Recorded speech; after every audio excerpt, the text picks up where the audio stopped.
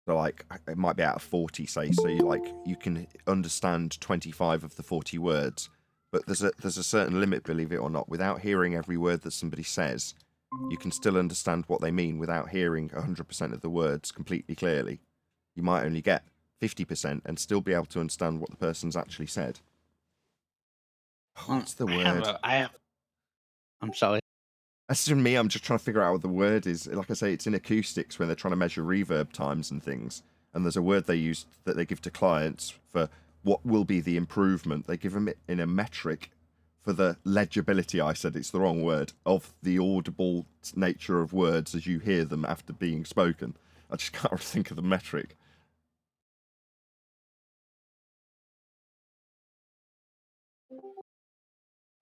I have a problem with the word "all." Well, it sounds like me. It sounds to me like I'm saying the word "all," but I don't think that's how other people hear it. It could be a lot worse. There's a guy called Jonathan Ross here in the UK, British TV presenter, and he can't say his R's, but instead of saying an R, he says a W. So his name becomes Jonathan Wass, which I think is a particularly cruel impediment because it's funny. Like you hear it and it suddenly sounds amusing when Jonathan Wass calls himself that, and you can't help but feel yourself gripping the chair arms because you don't want to laugh because obviously that's rude. So there are some speech impediments that are more cruel than others, if you know what I mean.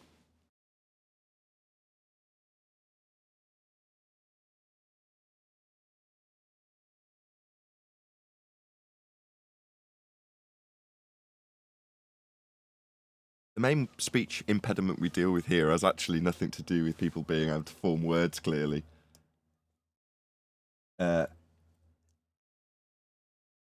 Speech intelligibility.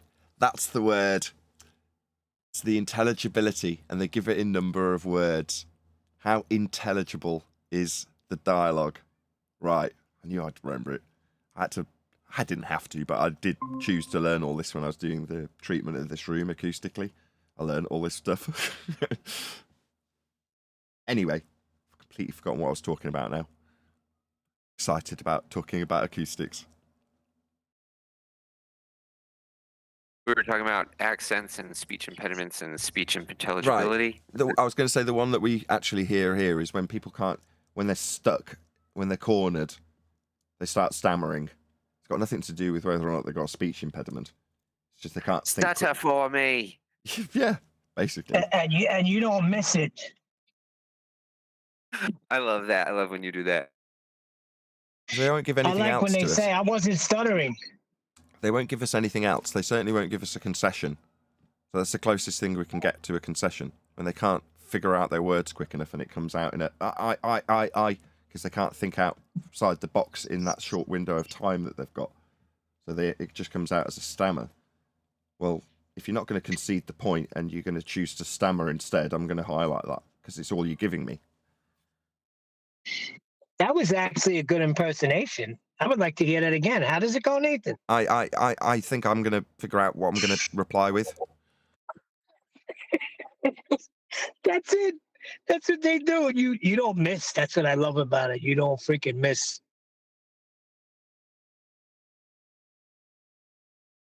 It's just a tell, isn't it? I'm not seeking that, though. I don't want to take the mickey out of them. I want them to concede where they've lost. They very, very rarely do. 99.9% of the time, they ain't conceding jack, are they? They're circle jerking back to the beginning after stammering. So what have you got to work with? So all I've got is your stammer. Well, okay, I'll just highlight that then, because you lost. What's the other good one that they do when they start swearing at you? It gets to the point, and then they just start swearing at you. Oh, that's another tell.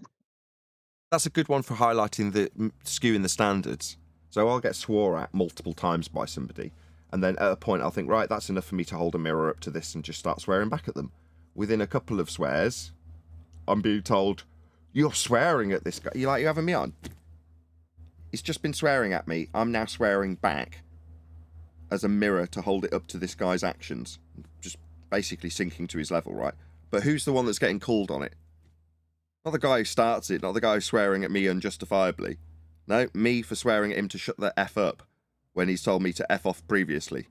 Oh, don't swear at him. What, the guy that was just swearing at me in total anger and disgust at losing?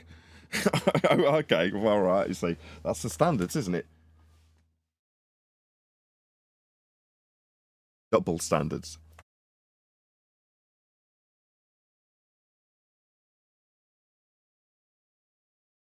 Well, that's all neutral platform means. Let us employ our double standards on this platform over here, where if you try to make your point, you'll get muted because you're trying to talk through us rumpusing you.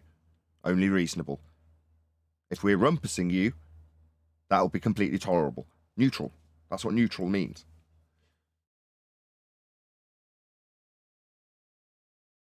Yeah, pure hypocrisy, double speak. What else can we call it? We're just wallow in it. They need that, don't they? They need the winning arguments to be shut down with interruptions. Yeah, because they're winning arguments. Most people are too stupid to recognise that, which is unfortunate. I've learned over time that what you think is obvious. Look, he's screwed. He's cornered now. No, he said the same thing again afterwards, though. So that means he didn't... No, that did mean he lost. It just meant he was a weasel. Zealot. People think, no, unless he declares it. And it's like, yeah, some people are that dumb. They don't know when the opponent's lost. In other words, they don't have good discernment. So you really got to labour it for a fair chunk of the audience.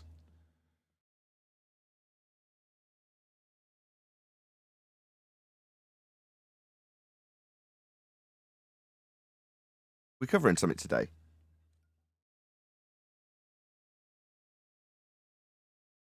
Then we're going to have a video that we wanted to cover today. I can pull one up, I think. Okay. Yeah, if you can stick it in Master B.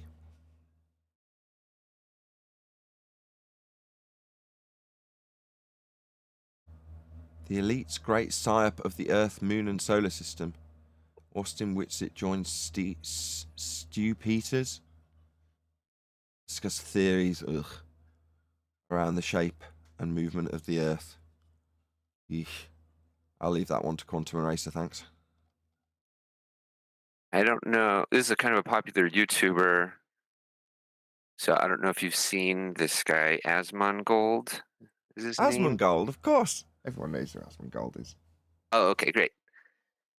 This, I haven't seen this, but I saw the video. I wanted to watch it. this I haven't seen the video dirty-looking yet. dweeb. I remember somebody got this other YouTuber going through him doing a walk around in his room, and it was just like that guy in South Park with all the soda drinks and trash all around him, and you're like, and then on a different interview, him personally was being asked about his diet, which he went through, and you're like, it's the diet of a 12-year-old that's allowed to do anything it likes. You know what I mean? So, but on the other hand, he's got like, what is it, 2.6 million subscribers? So, pretty popular guy. Okay, so what's his dealio in this regard? Why flat earthers scare me? Have we covered this before? Maybe I'm not sure. I'm not sure if you've seen this one, so I don't I know. think we might have covered this already, you know.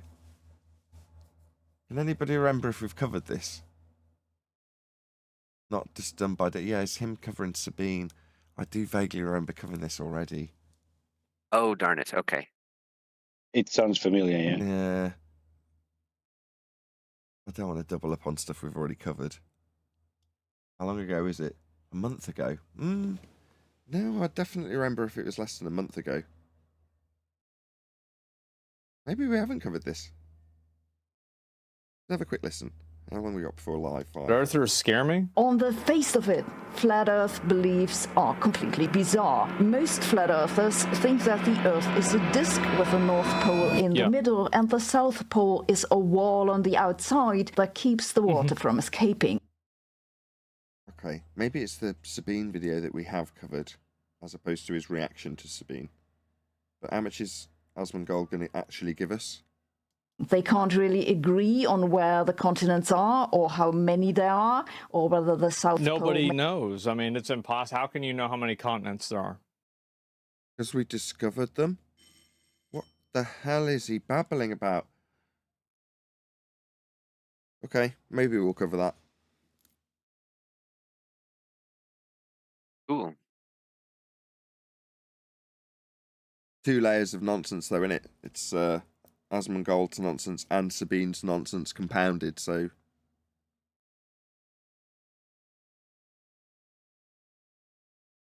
Well, thank you. We'll cover that. If we have covered it already, it's no... it doesn't really matter, does it? It's not the end of the world. Right. Unless anybody's got anything else. Obviously, if there's something else that you want to cover, then fine. We'll do that. If not, we'll cover that. When you say the end of the world, what are you trying to say, Nathan? It's not going to... I'm not going to have people come to the chat section and go, you covered this 3 weeks ago. I'll be like, yeah. Tomorrow we'll cover something else. That would be the end result.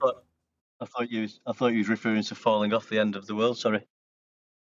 Oh, because I said it's not the end of the world, as in it's not the edge of Antarctica in the azimuthal equidistant globe projection.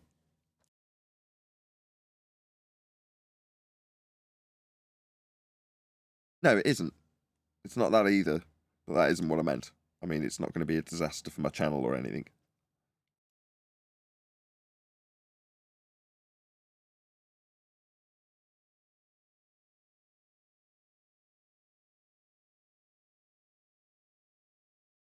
But yeah, no politics tomorrow, I'm afraid.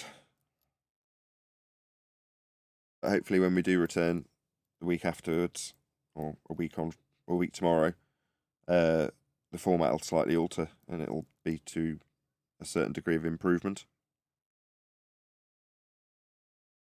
Why no politics tomorrow? Because I'm doing a home ed course with my 2 girls at Silverstone. Oh, okay, great. My wife was like, you don't have to come to Silverstone to see the race cars for very, very cheap. I'm like, no, I'm pretty sure I do want to go to Silverstone. I'm sure there is one slim bonus to doing what I do, which is that if I actually choose to suffer the consequences of not earning money for a day, I can if I choose to. I don't have to appeal to some boss for a day off.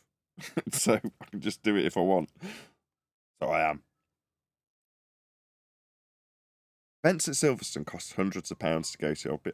I did the Superbikes with my brother once and a couple of other events, and it's not cheap. But because it's a home ed course, I think it's costing £19. And it's like a day long. It's a full event. I'm like, oh, I cannot wait. One of those rare times that homeschooling your kids actually has a big bonus. Hope you get some footage for us. And I probably won't even take my phone. When I do these things now, I don't have the desire to do that particular task. It's like, I mean, I might.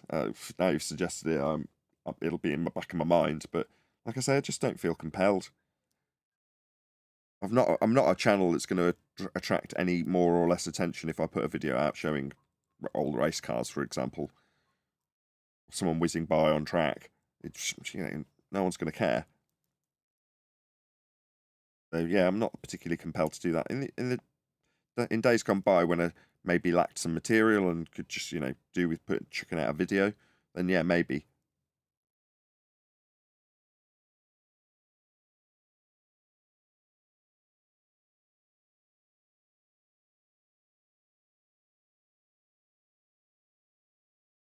Hello, everyone. Good afternoon. Hello. Hello, good to be here. Excellent stuff. We've got a video to cover today, but we can't quite figure out if we've covered it already or not. So, Asomongold covered Sabine Hosselenfelder's video about flat earthers being dangerous, and he's responding to it. Now, within the first 30 seconds of him responding to it, he's raised the question of how we would know how many continents there were. And immediately I'm like, what is this guy babbling about? I don't really understand his response, which kind of intrigues me, even though I'm dumbfounded with what he said, and I wouldn't know what to do with it, and still don't, even though I've pondered it. So it might be a worthy reaction video, even if we have covered it before, which I can't remember if we have or haven't. So if somebody tells me from the chat, yeah, you've definitely covered this before, we might abandon it. But yeah, we'll get onto that later. In the meantime, I want to do a full session of housekeeping. Everybody, let's get you all excited first. We're all excited to do housekeeping. Woo! Yeah. Yeah, Yay. wonderful. Yeah, I'm glad you're all excited. Any evidence of a physical geometric sphere edge? That's a horizon formerly known as Earth curve. Swan. Yeah, Black Swan. Yeah. Yeah, 2020, we killed Earth curve. Black Swan. Any evidence of axial rotation? Of the Earth-based variety, obviously. The evidence would be the Coriolis effect, but we don't have a Coriolis effect with that in that regard. Yeah, spot on. The claimed proof that we turn is a 15 degrees an hour deflection, claimed to be Earth rotating underneath an inertial reference frame, as exampled by the origin of the model in that regard, which is the stars and their apparent movement through the sky at night at 15 degrees an hour. Now, that alleged rotational value would infer that Earth is turning underneath aeroplanes, shortening a flight from Charlotte, North Carolina to Los Angeles from 4.5 hours to about an hour and a half, if it was the case that Earth was, as must be the case, turning underneath to have Coriolis. It doesn't. We don't have these effects. Earth is not a non-inertial turning reference frame. There is no examplable Coriolis effect. The claims that are suggesting we have Coriolis effect are footballs being in the air for a fraction of a second, or sniper rifle fire being in the air for a fraction of a second also, because they can suggest that they're drifting away from the target as Earth rotates underneath the gun fire as it's left the barrel. No. If that was the case, it would also turn underneath aeroplanes, hot air balloons, and you if you jumped up and down. You'd notice if the Earth turned underneath you at the rate of 1,000 miles an hour at the equator. It doesn't. Drones don't drift away as they hover in place because you are turning away from them on a spinning reference frame. There is no Coriolis deflection on Earth. Any evidence of the distance to the Sun? Well, if we assume Earth is hold on. First, we measure Earth flat. Then we assume it's a sphere. Then we assume Venus is a sphere. Then we assume, then we do some scaling, and then we can measure the distance. Did I get that right?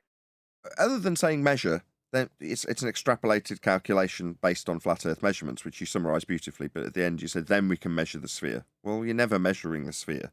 You're measuring flat Earth elevation angles and extrapolating them out by the exact list that you give, which is forming a sphere Earth with that radial value at minimum with Polaris to form the equator / spherical R value.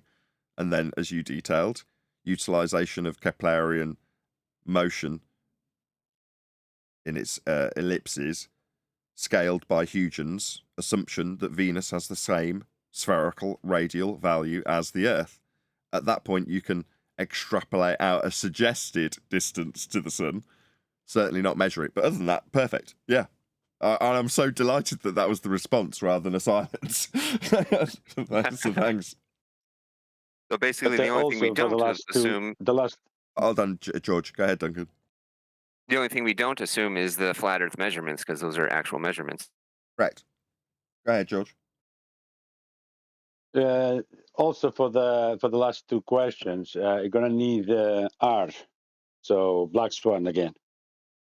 You don't have R. Well, I'll ask the question, and is there any evidence of the R value, Earth radius? Well, Black Swan, once again, isn't it? And you're going to need a flat plane for that. Thing is, when you do try and, research and try and find out how Earth curve was measured, in every description they give you, as in the Greeks 2,000 years ago, even starting there, they are actually describing angle measurements and depression dip angles and measuring the heights of mountain off a flat Earth to come to another, horizontal baseline above the horizon to get a distance between eye level and sea level. They're not actually ever describing anything to do with measuring curvature in any description. No, it's all flat Earth measurements. Yep. Yeah, correct. It all starts and ends at the horizon. You know, I mean, the horizon is horizontal by definition. It's a horizontal plane. It's begging the question to think otherwise. and even if you think to yourself, well, that can't be correct, let's go and have a look at the Earth curve calculator, how they've come up with the curvature measurements. Now, when you look at that, that's describing, you know, a straight line of sight above surface level. And when you look at the pictures, it's two straight lines. Again, parallel. there's no curvature to be seen anywhere in the pictures, in the description, in the measurements. It's all flat Earth measurements that they're telling you. Yeah, the calculation then shows you an Earth curve edge horizon marked with an X labelled horizon that's below surface level in the most literal sense, because that's what you're measuring, the parallel eye level and surface level. And in the maths, there's an Earth curve below that. It's absurd. It's absurd, yeah. Yeah. This is advanced heliocentrism, isn't it? Understanding the root of your religion. I've also seen a theme when it comes to the... This is going to sound really stupid. The self-confessed ignorant on Omi TV are the ones that seem to have the most heliocentric understanding. The ones that are like, I didn't do school, or I'm a dropout, or I didn't get my... They're the ones that will say things like, no, if you zoom into a ball close enough, it's all flat. Or what about the dispersion being overcome by a downward bias caused by gravity? Things like that come from the people who are claiming to be ignorant. Why am I saying this? Well, if that is the basis of something that you lean on in a self-deprecating, I'm ignorant way, then when someone like us comes along and challenges that limited basis of advanced understanding that until we came along you could lean on and feel proud of, we're taking that away from them. Which, when the exact same person is quite defensive because they don't want to seem stupid because they're decrying the education that they didn't have. I was about to say religious studies, force habit, but the education that they say, oh, well, I didn't get that. I suddenly sit back and think, well, this is going to be better that you've been less indoctrinated with it. But often it'll turn out that they've got a more cursory understanding that they're not attached to, but they can at least articulate and argue it to me when I put my position to them. Does that make sense? No, Nathan, expand more.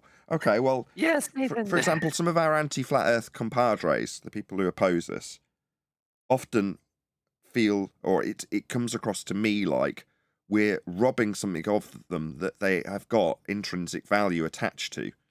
They've invested in this knowledge of a globe Earth, and we're taking away that investment from them.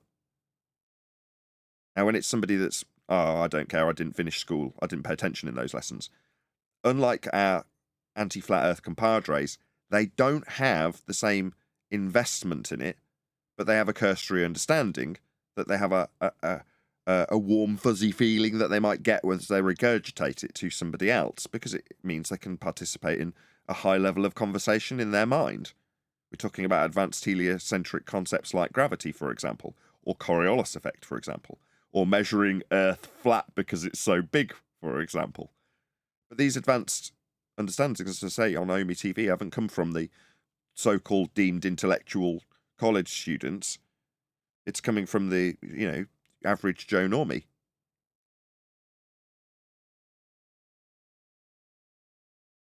Any scientific evidence? Go on. Sorry. So I was just saying, them two guys you were speaking about yesterday, the guy who was explaining, how the globe's so biggy it's flatty. But he did have a little bit of idea, because he was sort of touching on the bending of space time, wasn't he, and warping of space time. He sort of knew that. He sort of knew the little bit about what the heliocentric model was a little bit. I thought, the guy with the blonde hair and his mate was in the background. So biggy it's flatty. The way you measure latitude is a flat Earth and an angle to Polaris. If you're a globe, wouldn't there also be an angle? No, you can't get an angle from a curve. What do you mean? An angle is two straight lines, right? Yeah, I understand. If you're on the Earth like this, obviously you'll be very close in, so basically be flat. And then you can get an angle. To believe you're on a globe, you accept that you measure it flat. Well, if you're close enough in like a small area, it's basically flat. That's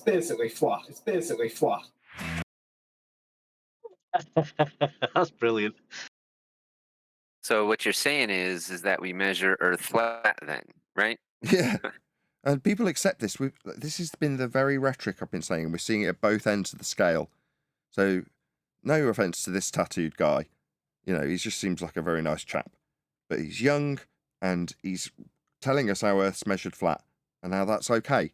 Because, you know, when you get close to it, it's basically flat. That's at this end of the scale. Other end of the scale, you've got PhD Clown Thunderfoot measuring it flat. And then telling you how you can just tell yourself it's the same as an angle in hell, like we've got on screen now. That's both ends of the extreme telling you how we measure Earth flat, though, isn't it? Because they do. And so long as that message comes across, it's the very reason we join politics. We were discussing the whys and wherefores of politics in the pre-show, the politics server, that is. And, yeah, the main purpose of being there is to get this message across. We all measure Earth flat. Not we're flat earthers, understand how we can or could measure Earth flat.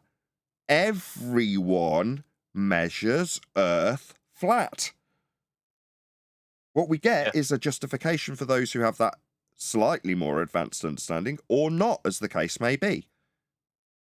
The guy we've just had up on screen, this isn't some advanced anti-flat Earth heliocentrist. It's just some guy. Yeah? He's more interested in showing me his tattoos to prove his age than he is telling me about heliocentric rhetoric, but he still understands at a base level that Earth is measured flat. Because it is. There's no other way of putting it. I'm just going to say, there's no other way around it, because that's how you measure Earth flat. So that's how it's done, that's how it's explained, and that's how it's understood to be done, because that's exactly what's happening. But they have to then try and, especially, well, if they're in the anti-flat Earth type of person, they'll start trying to say, level is curved and horizontal isn't straight lines, and coming in with all sorts of nonsense. But whatever they're trying to say is, they're just trying to get the globe back to flat so they can measure it flat, which is what they have to do in the first place, because it is flat. Hey, Craig. And that's that.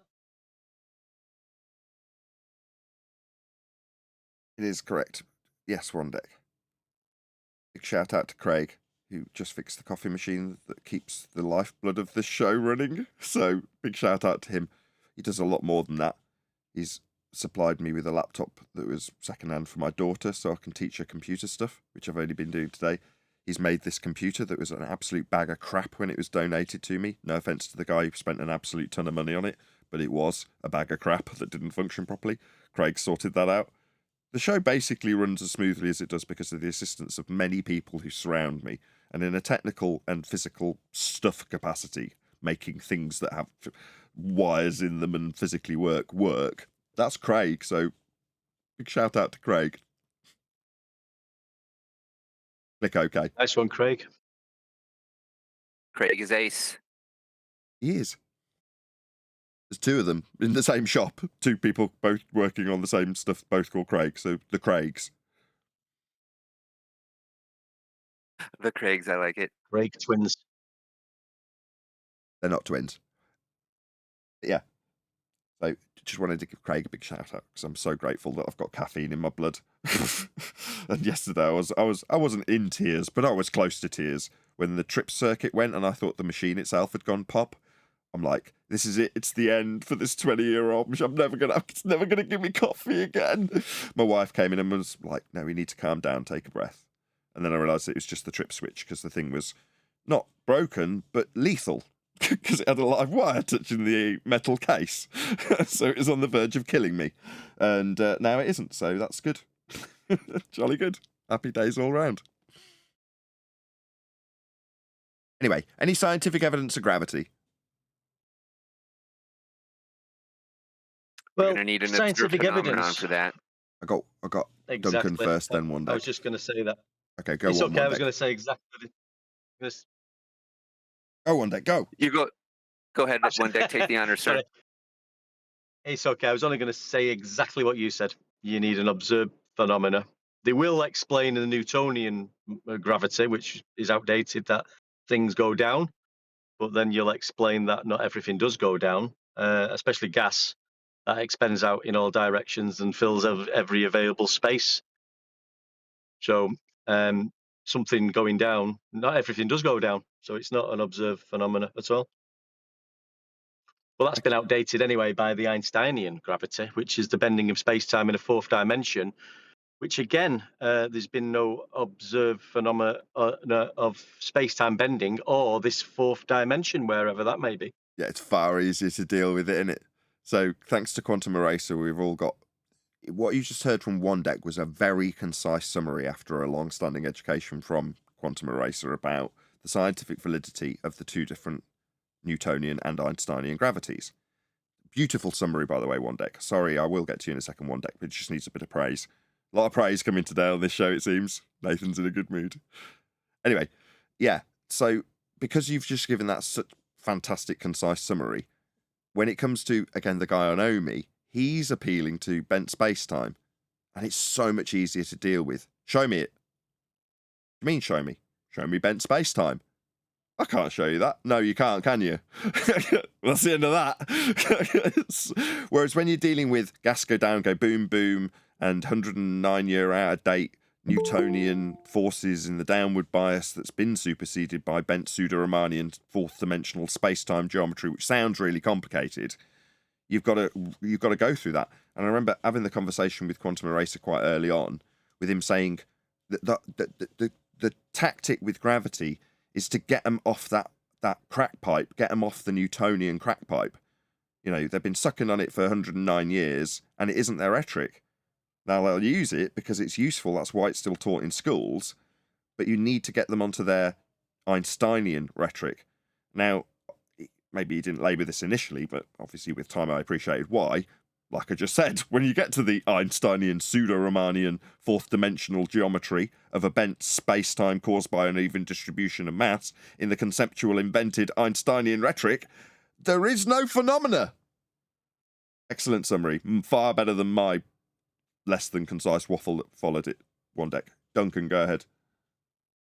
I've had people tell me that... hold on, Eli. Space-time is everywhere. Hold on, Eli's spoiling the flow, so we might as well say hello to him now. He's been so rude. Hi, Eli. Hey, y'all. Sorry. Go ahead, Duncan. You've got Eli's permission. No, yeah, I was going to say, yeah, people have told me that space-time is everywhere. And I'm like, okay, show it me. And of course they can't. But yeah, it's ridiculous like that. Just quicker to deal with. Go ahead, Eli.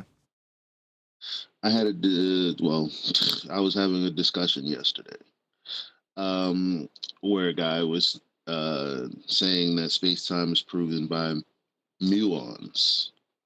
I said, okay, so where do we observe this naturally? And he said, well, you got to use a device. I'm like, okay, so you're going to affirm the consequent then? No. Yeah, you are. It's like, yeah, I love the hand waves. You point out the fallacy. No, I'm not going to affirm the consequent. It's just if my base premise, then this non sequitur. Non sequitur, therefore base premise. You're like, yeah, that's an affirming the consequent. No, it isn't. Yeah, it absolutely is. What are you doing? Good to have you, Eli. Yeah. I had a guy he was trying to explain space time, and he was trying to explain it like when you look at your phone, the information you see on your phone isn't instant. Yeah, it comes a split second or a microsecond later. So there's space in between the time that you see what's on your phone. So that's space time. So I said, well, can you show me that in a fourth dimension? He said, no. I said, well, there you go then. That isn't the fourth dimension. It's described by Einstein as the geodesic, the actual curving and warping of the fourth dimension that he created. That's that's bent. It's like when they try and equivocate with something else. Like, no, Einstein's defined it. You just weren't taught it in high school. So you might have watched a few of Brian Cox's shows and have a vague understanding of what this stuff is. But it is, as just described and summarised so beautifully 2 minutes ago by One Deck, just a geometry. There's no phenomena to observe at all. Just a quick shout out to TVH. Ask Glurf how Earth is measured. They can't use words like sea level, horizontal, angle. Then hear Glurf say, Earth measured flat. Welcome to Flat Earth. Yeah. Thanks for the super chat. Any single viable hypothesis from any of the fields of astronomy, cosmology, or astrophysics, given we're just talking about Brian Cox and Neil deGrasse Tyson and alike, the high priests? They're going to need an independent variable for that. What, like an... Sorry, what was the question? Well, you mean dependent variable. They'll need an observed phenomena. Well, they have the lights in the sky moving. Does that count as an observed That's phenomena? definitely a phenomena. But no independent variable, no IV. No, alas. Not science. What about Yeah, any it's evidence? funny about that. Oh, sorry, go on, Leela. Somebody was also getting into the philosophy bag of like we can't prove anything. He said, if my standard of science is what it is, because I was basically telling him what he's saying wasn't science. He was just affirming the consequent. He was like, well, then everything would be affirming the consequent. I said, no, it's not. He said, give me an example. So water boils because he. he's like, yeah, well, okay, what about microwaves? I was like, you can observe that too. Not with your eyeballs, but you feel it. That counts as an observation. And he's like, okay, well, what about? And that's when he went to muons. I was like, okay, where do you observe that then? And it's crazy because they'll say actually science isn't to prove anything. There is no empiricism is in science. You only have an explanation as to what makes the most sense. I told that to my girl, and the first thing she said is, well, how does he prove that what he's saying is true if he can't prove anything? And I was like, that's the same stuff my friends would say. Well, the question, Craig actually raised this yesterday when I was in his shop, which is, why isn't the standard that's being applied to you in this instance being applied to the rhetoric they're throwing at you like mud at a wall? Like, because you are giving them a piece of information, they can throw all this crap at you like you need to attain this standard. And you're like, have you even come close to questioning anything that you're throwing at me? This is your point, Craig. I don't know if you're listening in the background and want to reiterate your point because you were very passionate about it. Because you're right. Where's the standards on your side?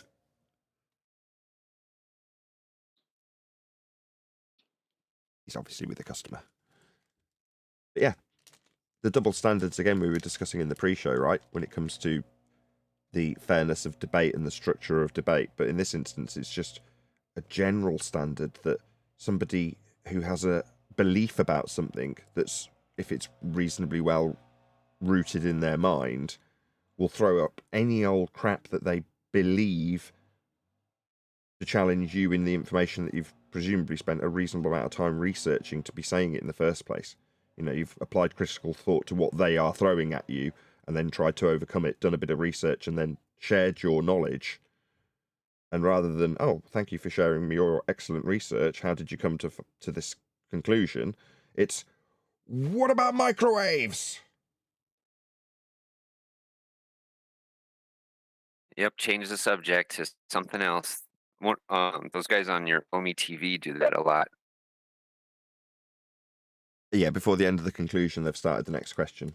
But that's standard fare, though, isn't it? That's why people seem to be praising me for being patient with that stuff. It's like, we do it on the debate, but most people will major on the section where the opponent's done it 6 or 7 times, and by the 10th, I'm starting to lose my temper.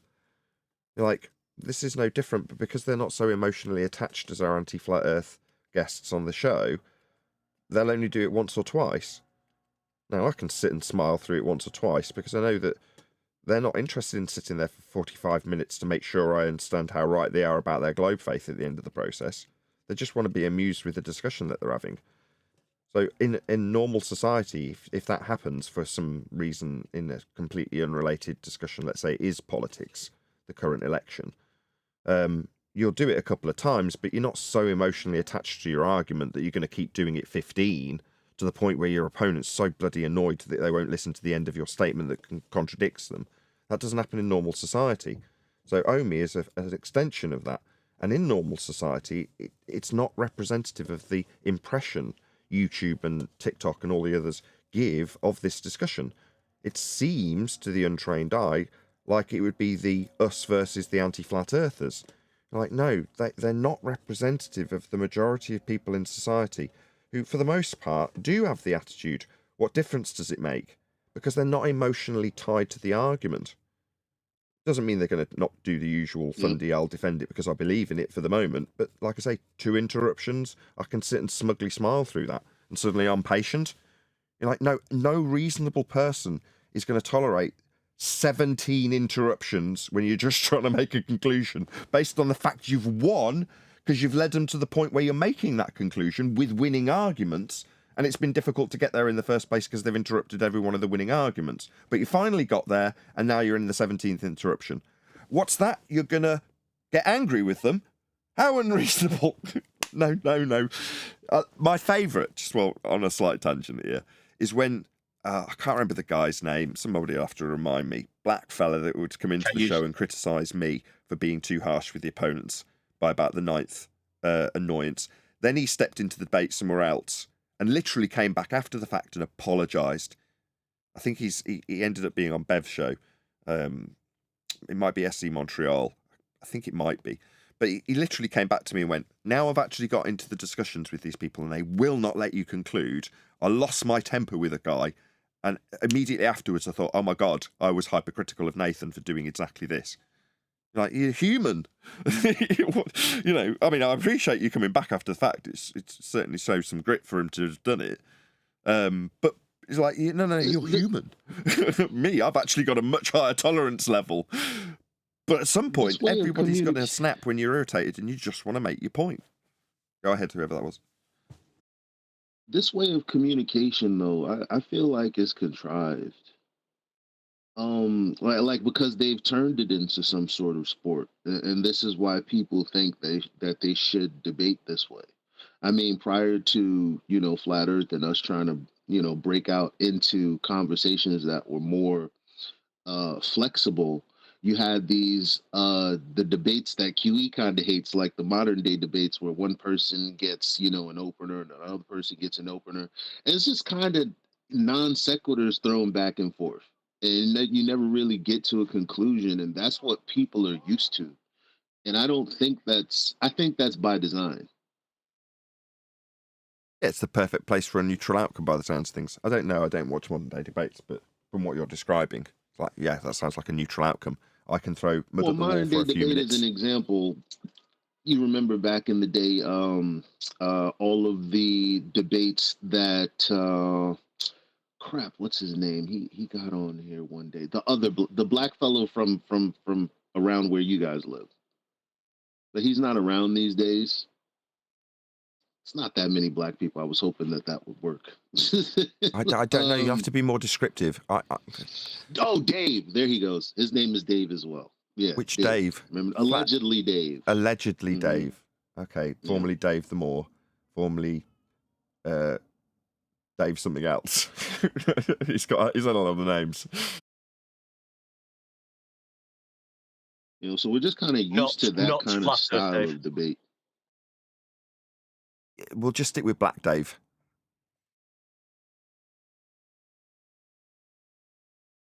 Not Flat Earth Dave, too confusing. I don't think there's any other Black Daves. So, sorry, Dave, if you're listening and you find Black Dave offensive, blame Eli. Who's black, so he's allowed. And I am too, so I'm allowed. I did start it. I did do it. Yeah, I've met. I was about to say I've met Black Dave loads of times. I've met Dave plenty of times. He's a very, very nice guy, and full of information that you'd be wide-eyed and fascinated by if you get into a chat with him about almost anything. Like a widely experienced, widely travelled, well-versed, experienced in the most turmoil and highs of life. So, just as an example, in some instances, Dave's fighting for his right as a free man to keep his car on the road without any licensing for the government. And at the other end of the extreme, he's a high-flying rep driving a Ferrari. Yeah? Now, a very similar backstory to me in that regard, other than I didn't get to the highest high-flying flights where I was buying Ferraris. Could have carried on, perhaps, if I didn't end up in a situation that wouldn't allow me to go any further. But ultimately, I like his backstory because it's that bit better than mine. Like, yeah, I ended up as a rep driving all over Europe in a very fast car. You're like, and then he goes through his photos and there's him stood next to his Ferrari. You're like, oh. And it's like, yeah, but it's not as good as it sounds. And it's like, don't start this rigmarole with me. I've spoken to Ferrari owners while they bleat about how difficult it is. You're like, oh, shut up. You got a Ferrari. You know what I mean? Don't tell me how difficult it is to go over speed bumps and service it. I don't care. But, you know, like I say, I've met many Ferrari owners. I've known plenty of people who've owned expensive cars, and they all do the same thing. You know, oh, it's not like it all seems. It's not all roses. And here's my moans about my £250,000 supercar that costs more than your house. Anyway, fun times. But yeah, Dave, to put it mildly, Dave's a very, very, very interesting person. So if you're ever in the company of allegedly Dave, let's not call him Black Dave anymore, who is black, but yeah, just try and bend his ear, try and get his company and see if you can, you know, nuzzle up to him, see if you can befriend him a little bit and just get him talking. And yeah, you'll find that 5 hours vanishes. And you're like, wow, can't believe it. So he's got some great stories. He's got great information. Couldn't promote him higher. Lovely, lovely fella. I used to listen to him a while, but I've not sort of seen him around or on the He's scene still for a while. around. Yeah, Dave's still around. So I want to try to make a cool kind of statement, or a statement I think is cool, because I often see parallels in the politics arena and this arena. Now, when you said normies are like people from Omi, that's correct. However, when I was in the political space, you had your what you would call flirfs, not flirfs, but glurfs over there. You know what I mean? And they would have the same tactics and do the same thing. For example, I was telling my girl last night, because I've been feeding her like small bits of flat earth. And I just, when a Glober says something that sounds contradictory, I just ask her. I tell her, hey, look, this is what was said. Does this make sense? And she goes, no, it doesn't. And she explains why it doesn't logically make sense. And I'm like, exactly, right? But I'm telling her, you know, it's interesting because when you first asked me about this, all you asked me was what's underneath and why does it matter? And that's what people who aren't emotionally invested, because she doesn't care. And when I tell her something, she's like, oh shit, well, I didn't know. That's, sorry for cursing. I didn't know that was the case. And I was like, yeah. And then she goes, okay. But she's not really emotionally invested.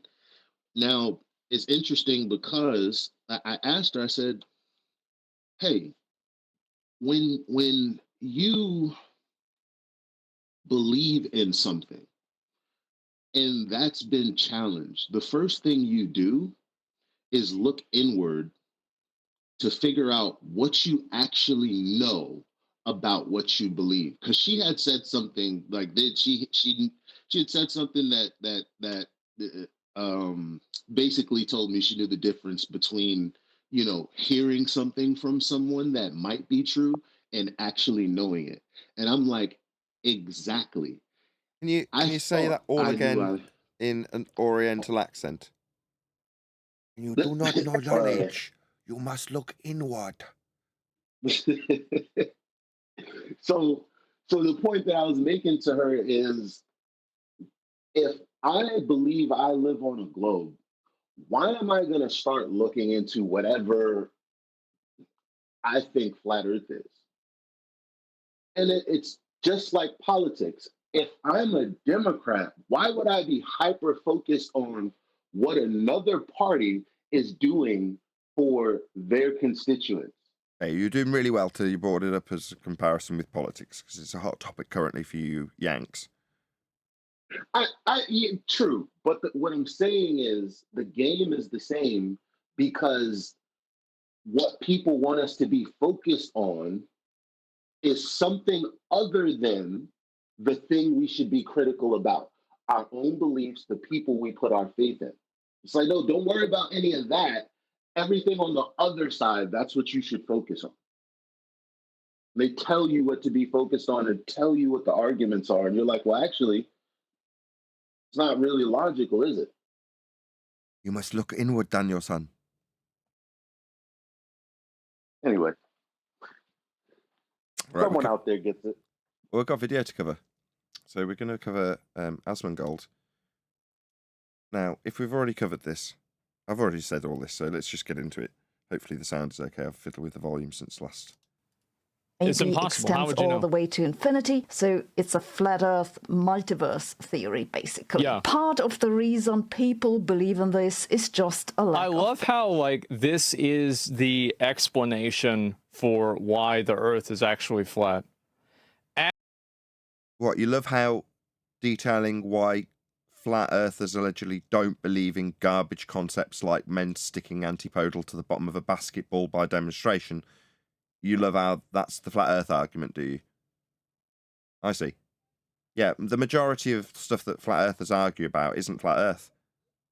It's very appropriate, shall we say, that right at the start of us covering this, that was his statement, because you might love it, but we despise it. Me personally, I'm dedicating this entire year of 2024 to pointing that out to people.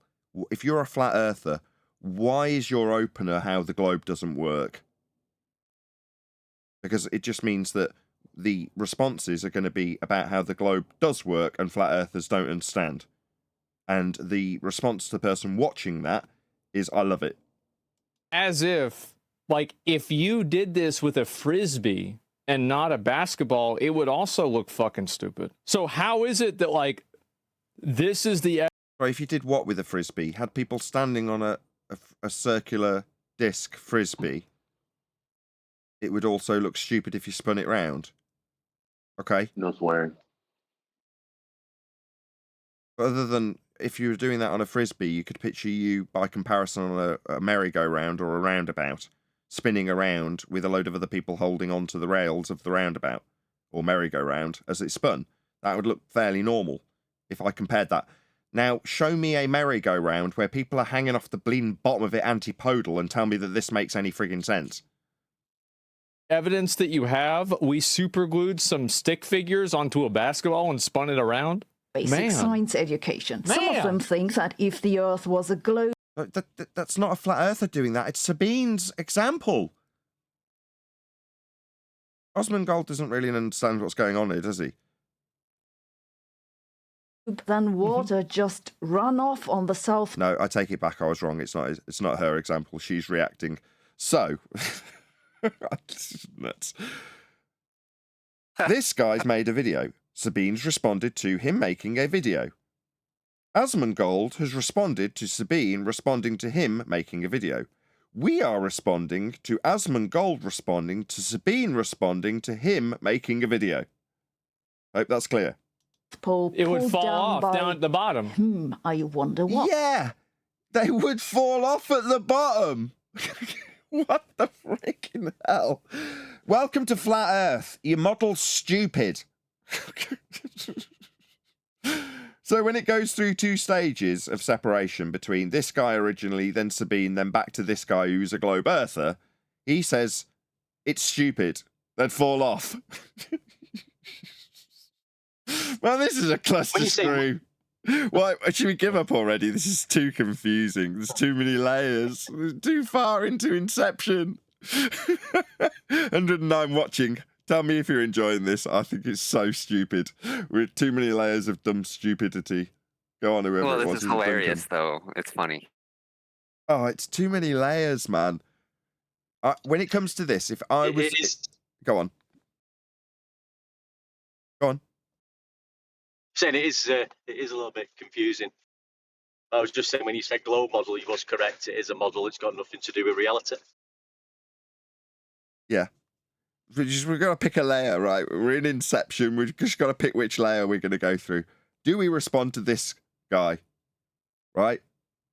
Do we respond to Sabine? Do we respond to Asomongold, or do we just talk amongst ourselves? We'll figure it out. Yep. They also misunderstand how perspective Round earthers. You can't even talk about perspective, Sabine. There is no perspective in globe Earth mathematics. You've hijacked it and called it Earth curve. No convergent lines when you're drawing things in Muppet vision. But she's saying we don't understand perspective. The only concern you should have is there isn't any in your Earth curve maths. That's one layer deep. Now let's hear what Asomongold's got to say next layer up. To be fair, it's impressive that this is a phrase. It's a proper noun. Wow. What's a proper noun? What? Was that the critique of Sabine's English? I'm impressed she's used a proper noun. Okay, slightly racist. How trigonometry works, how cameras work, and on it goes. You cannot bring up technology and science to disprove flat Earth. You cannot bring up technology and science to disprove flat Earth. That's correct. You'd be in a category error. So you're trying to disprove concrete nouns with a methodology of science, but to disprove a concrete noun with technology.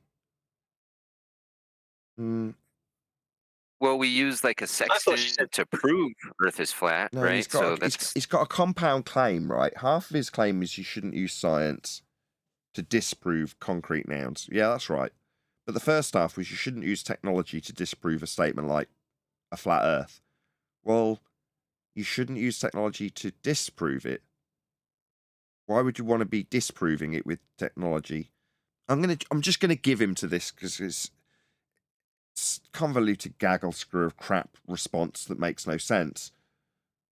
But he is actually right, even though it's probably just by pure chance. You can't do that because they didn't get there with science. You think they didn't get there? Where's there? The moon. They didn't get there with science. Okay? No, they didn't, because science is a method for establishing cause of effects. So no, they didn't get there with science. Okay. Think that somebody believes flat Earth because they know about science? No. You think somebody believes? I'm having to do the QE thing, right, where I'm repeating what he's saying to try and process the words that are actually coming out of his mouth. It's another category error. It is, isn't it? It's another category error. Yeah, because we don't use science to prove flat Earth. We measure flat Earth. You wouldn't be in a situation where you'd be suggesting that you'd use flat Earth as a standard to prove it with. And he's saying you wouldn't want to be doing that. So he is actually correct because it is a category error. Is he correct? Because they don't know about science. Don't we? Oh, it's stereotyping fallacy. Yeah, it's a stereotyping fallacy. They stereotype, don't know about science. I would like to bet that Asomongold couldn't define science if his life depended on it. Anybody care to disagree with me? I mean, I haven't got anything. I haven't got anything to base it on because so far, 90% of the statements he made actually turned out to be correct. As disjointed as the order that they came out of his mouth in words, it still did technically make sense upon assessment. And maybe someone will come along and go, no, it didn't. It just, none of it made sense. It was complete garbage. But you're like, well, I'm trying to give the guy the benefit of the doubt. And in so doing, I can't say, I doubt he knows what science is because he's already demonstrated he doesn't. We haven't got that far yet. But I'm going to go out on a limb and just say You couldn't define science if I challenged you to do so, Asomongold. That's the whole reason why they're thinking it. So you can't be like, oh, well, science says this. Well, if science says anything, then this... Again, because he's putting this on us and saying that flat earthers can't just say science says, again, he's correct. Because you can't. That would be a reification fallacy. If flat earthers were to say science says this, no, science and its methodology has no lips to say anything. Ergo, when he says we can't say that, I agree. This person you wouldn't be having this conversation to begin with. You can't. Again, he's just right by chance. It's not right because he knows that it's a category error or that science establishes the cause of phenomena. Therefore, it would be incorrect to assert it as a flat earther. He just thinks he's got science on his side. So when he gets to that standard of his own evidence, we'll find out how lacking his scientific acumen is, I feel. Might be wrong, we'll see. You can't reason a person out of a position they didn't reason themselves into. And that's where flat earth is at. This is not a reasoned position. It's not just a matter of misunderstanding. If you believe that... I mean, if he's assessing the rank and file flat earthers that go around with their flat earth beliefs based on garbage standards, then again, he could be correct. I mean, for me, if he was to put that to me, as opposed to stereotyping the entire community, I'd say, again, you're right, it's not a belief, but that's not concluded by you telling me I'm wrong, it's concluded by my pointing out that it's measured flat, Earth, that is. And in order to believe in a ball, as you're setting up, presumably shortly, that's Sabine in this case, a false dichotomy, your belief isn't trumped by the measurements that created your belief. It's affirming the flat Earth that's measured. It's nothing to do with science, though. The Earth is flat. You also have to believe in a global conspiracy that's hiding the truth for no particular reason. I mean, we don't have to believe in anything. We've kind of walked way past that some time ago. The idea that we'd have to believe that everyone was lying to us, couldn't care less. The measurements of Earth are flat, and when you appeal to what people's motivation is, or it's irrelevant. The measurements are flat. The globe came from those measurements. The way we navigate is flat. Logical. Go on. Sorry, there's got to be some kind of logical fallacy to just say, I don't know what it would be to say what she's saying, oh, you have to believe that there's a massive conspiracy against you. Like, I don't know what that would be, but it's got to be something, right? I think it could be an appeal to consensus. It's saying that your concern is that everybody would have to be lying to you, so therefore the consensus is grouped together to deceive others. You're like, okay, so there's a mass conspiracy that they're suggesting. Could be an appeal to consensus. But yes, it's irrelevant because we're not dealing with people's attempts to deceive others. We're dealing with measurements. How is Earth measured? Flat. Okay? How's the globe measured? It isn't. Well, why do we have this idea we're standing on one? Well, because we take the flat Earth measurements and calculate into existence a globe surface that we couldn't get measurements from. And if we suggest we're standing on it, we'll have to transpose the angles we take from the surface that wasn't globe-shaped, isn't globe-shaped, and won't give you an angle if it was, back into the centre of the hell that you've created around your position and called a globe when it's in reality just a protractor. That's how you believe you're on a globe. Where did my belief or a conspiracy come into those factors? It didn't. What was actually detailed? The extrapolations of flat Earth measurements off the surface of Earth. So gives a toss what you believe about how everybody on the flat Earth side would have to suddenly believe in a conspiracy. No, your stereotyping fallacy's a fallacy because of this reason. You decide to ascribe a belief system and a argumentation structure to an entire group of people. I come along and go, you're a clown, Asomongold, by stereotyping fallacy off the back of Sabine Hosselenfelder, because I'm telling you that that isn't the case. I have not in any way inferred a conspiracy when I tell you how Earth is measured. That's right. For starters, you must believe that most of physics is wrong. It's fake. Category error. We're not dealing with physics. Physics is the study of the physical and natural world, otherwise known as natural science. Natural science is a method. that establishes the cause of phenomena in the physical and natural worlds, aka physics. So, to summarise, physics is a study of the phenomena we experience in our physical and natural world. It is the establishment of the cause of said phenomena. That's science. And a more broad way of describing science is physics, the study of the physical. Now, for your globe reification and belief, it's not physics, it's mathematics. Now, those mathematics, extrapolations, derivations, calculations, whatever you want to call them, are not measurements of a globe. Those measurements are flat so that you can calculate with maths your globe into existence, otherwise known as a reification fallacy. Now, you're saying that flat earthers have to deny physics. No, your globe faith and its maths has been falsely described as being science, otherwise known as physics, as just described.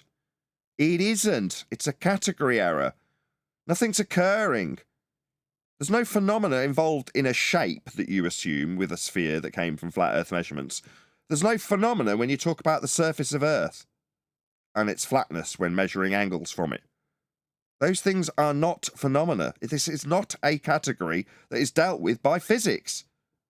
And physicists are just Fake. making things up. It's fake. We're all part And I of just a wanna big point out- conspiracy. Good.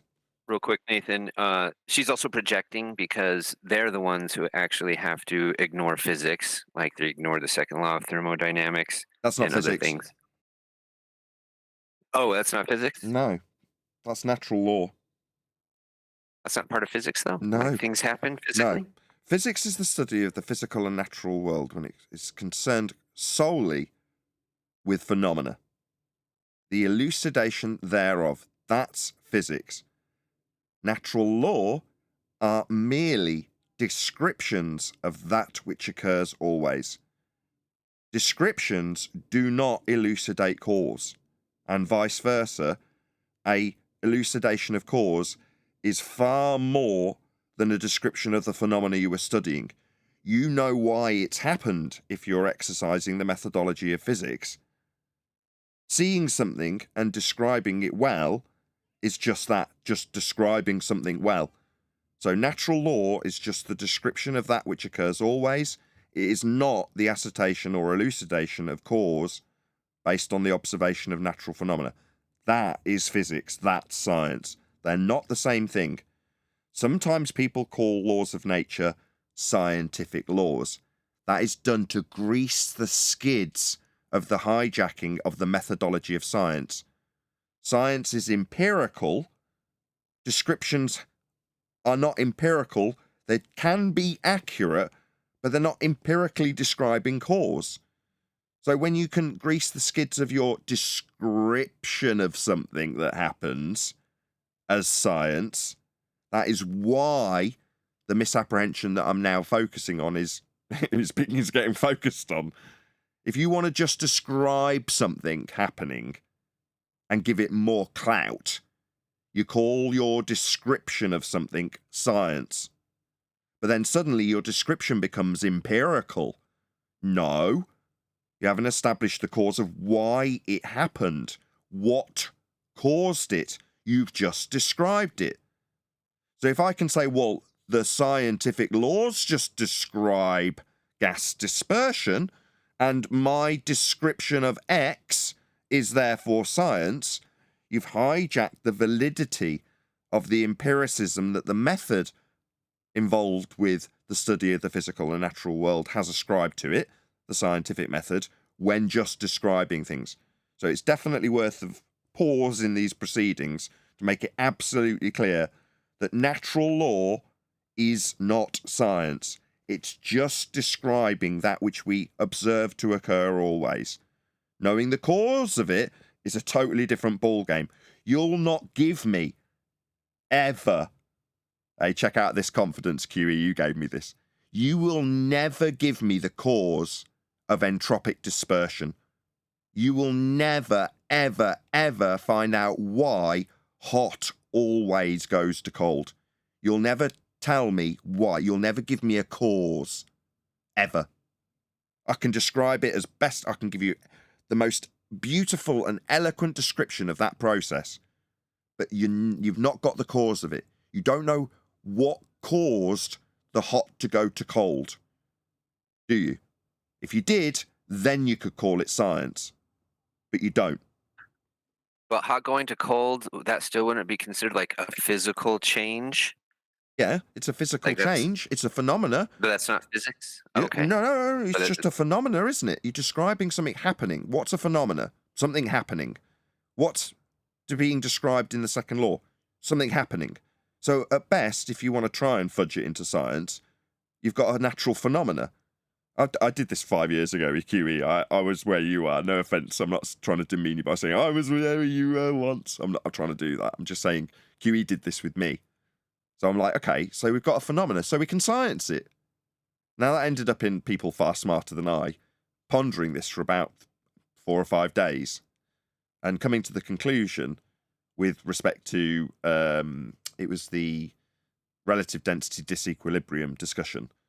Well, what is actually occurring in that regard? Well, what we're actually witnessing is a second order effect of entropy. When you witness second order effects of entropy, you're describing, for example, an egg being displaced by a change in the medium when adding salt. This gets complicated. But in terms of your changing of the density to induce an entropic effect, you're inducing an entropic effect, but you're not validating the cause of the entropy itself. That change that occurs isn't being explained. What is being explained is the displacement of an item within a medium. That's being scientifically validated. But why does hot always go to cold, high pressure go to low pressure? You know, those effects are simply described as best as can be in the laws of nature. In this case, the second law of thermodynamics. But again, it's the same outcome. You don't know why we have the arrow of time. That's essentially what the question is being asked here. Why do we have the arrow of time? Well, you don't know, and the only way you can postulate is to rewind that process to the beginning. And where does that lead you? Well, in the opponent's rhetoric, it leads you to the Big Bang, which is to say that the world created itself. Nature poofed itself into existence. Now, First law of you've got it. You know where this is going. thermodynamics. Yeah. Exactly. A first law of thermodynamics violation. When you describe that which occurs always, you can always describe the fact that energy can't be created or destroyed. It's just changing state. It's just changing its type, if you will. Well, that law is immediately violated if you describe the existence of all matter and energy as having created itself from nothing. It violates that description. The first law of thermodynamics is violated. So then what are you left with? How else can we have everything that we have in the known world? There must have been something external to what we now know to create what we know. So when you try and fathom, in any manner, philosophical or scientific, the state of order when it comes to our existence, you end up at something called the ontological primitives, a true dichotomy where you only have two choices to pick from. Either nature as described in the Big Bang, that is to say nature created itself, we've already covered, that's a first law of thermodynamics violation. The alternative, an external entity created that which we experience. Or to put that more succinctly, there is a God. That's where this ponderance leads you. It doesn't lead you with a experimental setup where you try and vary an independent variable to influence hot going to cold. You're not going to vary something and say, yeah, I managed to induce the opposite effect. I got it to go the other way when I varied my independent variable. I found out what causes hot to go to cold. Can't. But again, the main focus, I went off on loads of tangents. Just want to reiterate the main point here. It's a greasing of the skids. When you call natural law scientific law, You're just lending the credence to giving descriptions the validity that the cause and effect reasoning of the scientific method offers with its empiricism when it doesn't have it in the form of a description. Yeah, there's definitely some semantics I can use some more understanding on. So thank you, Nathan. I have to go. Have a good one. We're at the end of the live stream, but we've only covered a few minutes of Asomongold, which is probably no bad thing, but we will get a little bit more just to see if there's anything hilarious that he says. Geophysicists, they're also in on it. Fake. Astrophysicists, all Well, yeah, it's fake, obviously, because like science was a mistake to put it in the eyes. There you go. Oh, if I'd have put a bet on it, I'd have won. Astrophysics isn't science, but he's now describing what science does or doesn't do. So because he's in the category error after she's labelled this category astrophysics, him talking about science means he doesn't know what science is. Everyone agree? Glad we got that in there right at the end.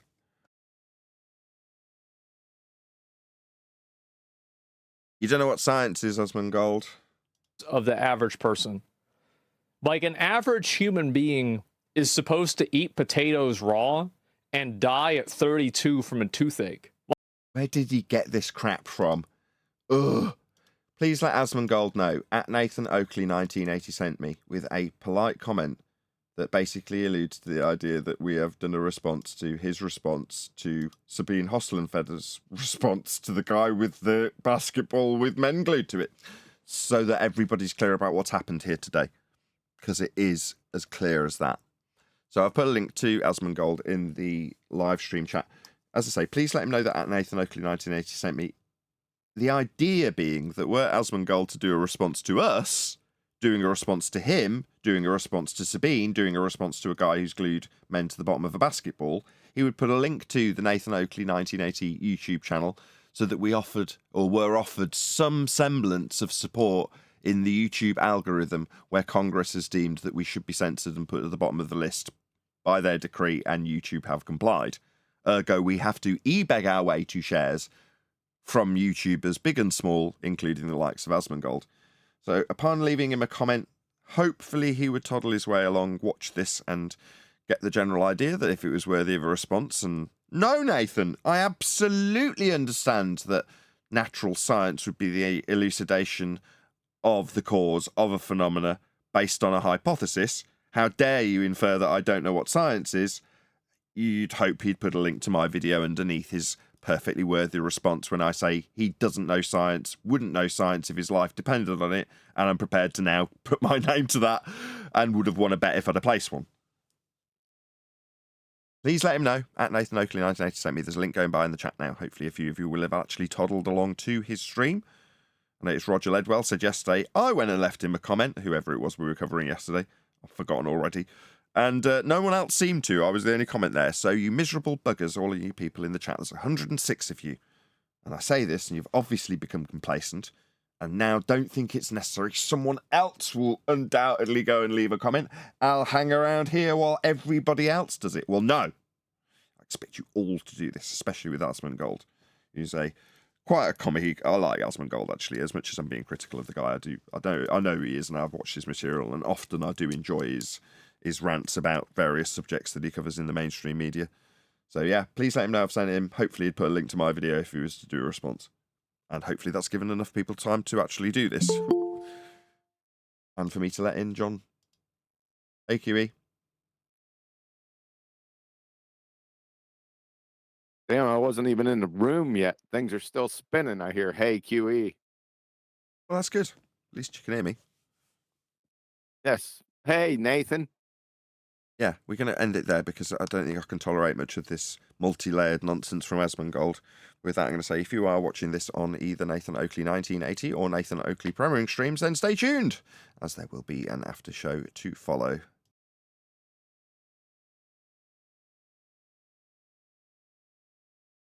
Right, now I've got to bosh up an Asomongold thumbnail. Hopefully you guys will chat amongst yourselves, because I cannot multitask. You plug Ballbuster Saturday? No, and I'm not doing a show tomorrow, so I did plug it yesterday. What? And Brian told me off. He was like, what have you said about what we're doing on Saturday? I was like, nothing. I told the audience that they should just definitely be there and it was important. Yeah, but what did you say? Didn't say anything. And even Adam was there to tell me I shouldn't say anything, which I didn't. But do you not want an audience? What do you want? But I did plug Ballbusters. Just not today. And I won't be here tomorrow. I thought you pitched it quite well, then. Yeah. I basically said absolutely nothing. Not that I'm bothered about this so-called final experiment, but I just did I don't even really, but is that Jerem backed out of that now, or is that old news? I just heard someone mention it before. I hear on the Not that it grapevine matters, that he's backed out based on the fact that the contract has got a clause in it that says you can't just back out on a whim. Therefore, he's backed out on a whim. Wait, hold on a second. Oh, sorry. You said you're not having a show tomorrow? Where did you hear that? Who said that? I thought you did. Did you just say that? I think you're imagining things. All right, sorry. No, I am not having a show tomorrow. Oh, God. Why? So I've got something on. I'm going to a home-ed race car experience. My two girls at Silverstone. All right. So no politics? Why didn't you go to politics today? I tried to get hold of AJ. I've tried to get hold of him since Tuesday. Haven't managed to do so. Even if I had, it's unlikely that he'd managed to have done the things I wanted him to do in the time frame I wanted him to do them anyway. So I don't think he'd have managed to set up the stage or whatever it is that they did the first time we went in, which is what I want to talk to him about. Oh. So they have a setup for you? I haven't spoken to him, so I don't think he's even aware that that's what I'm hoping to achieve. Because it's kind of become a bit too much for a free-for-all in there. Oh, gotcha. Okay. So, yeah. I think Crit's been sort of moderating that guy called Crit, who I've spoke to now and again. Do you want me to have a word with him, Nathan? Just to sort of describe what was going on in the first instance, and can we carry on that way if we can't get hold of AJ? Yeah, but rather than it being initially 4 hours and 5 hours and then settling on 3 hours, it's like, no, I want ideally just an hour time slot. And then, as I said, I'll join their normal server prior to that hour, start my live show, and then for that hour, because I've got a panel, if nobody is brave enough to join, then obviously it's just becomes a normal show that happens to be in politics. But if people do end up raising their hands and saying, no, I do have a question, it's done in a way that isn't completely chaotic. Let's not overstep AJ. I'll get a hold of AJ and let him know you were trying to get a hold of him, okay? Yeah, I'd rather that was the case. That's why I've been trying to get hold of him, which he knows I have. Well, or eventually he'll figure out that I have. Okay. Wasn't he in Skype? Yeah, I've tried to get hold of him in Skype, but I've tried through Master B, so really I should try via a personal message, but I don't really know how to do that unless I've recently had a conversation with them, because I'm just a bit crap. But, you know, that's a me problem. Didn't he respond? No, he might be doing other things. But don't worry, I've got a week to sort this out. I thought he responded. He probably doesn't even fire up Skype. Like, I only fire up Skype for the show. Yeah. So I'll just message him on Discord and tell him you've been trying to get a hold of him in Skype. Yeah. Okay. And I'm sure I'll get to talk to him at some point, but there's no rush.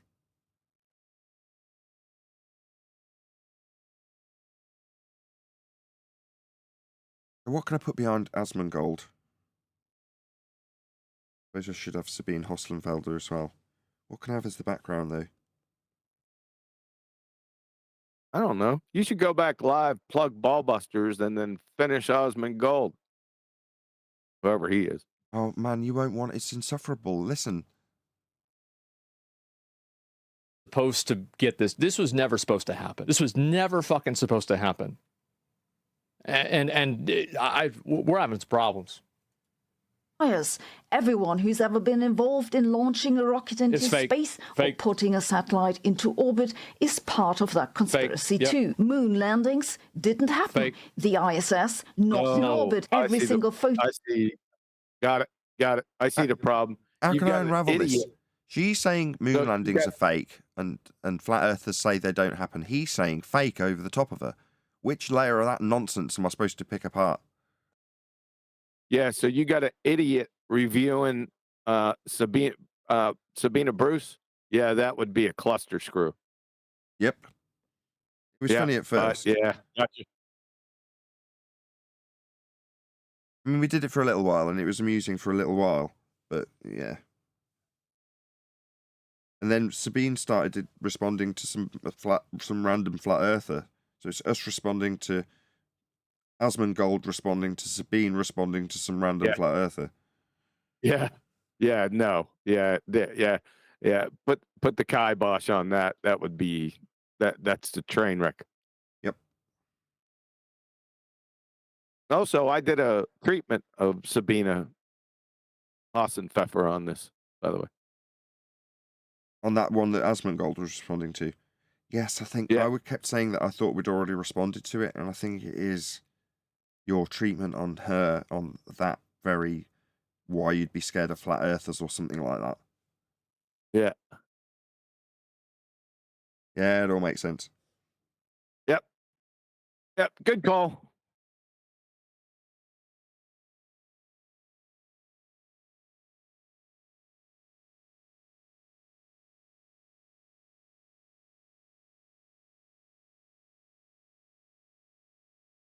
Right, hopefully you guys can chat. I'm nearly there on my thumbnail.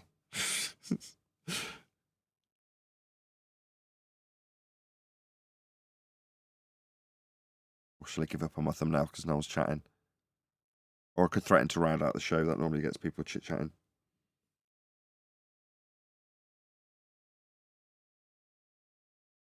We doing the book today?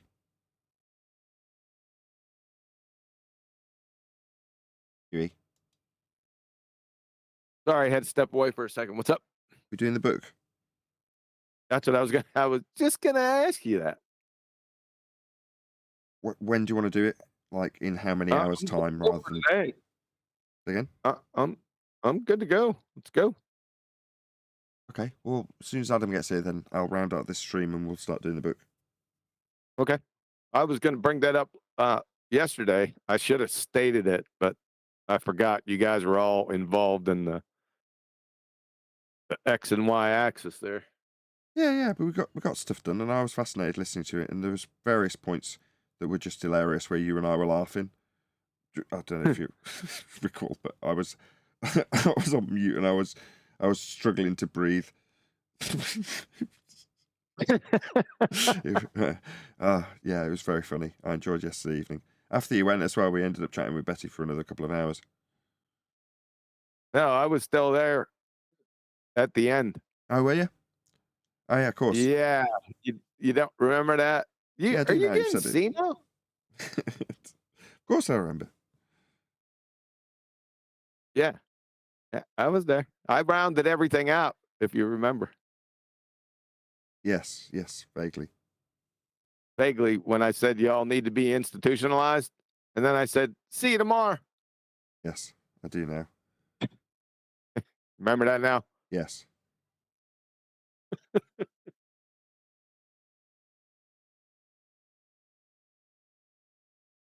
All right, let's go. What do you call it? Oh, he can't hear.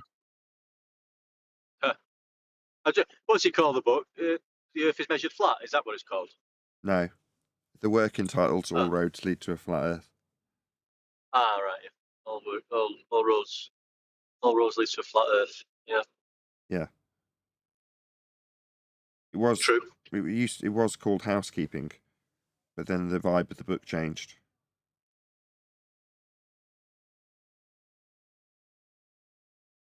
Now it isn't.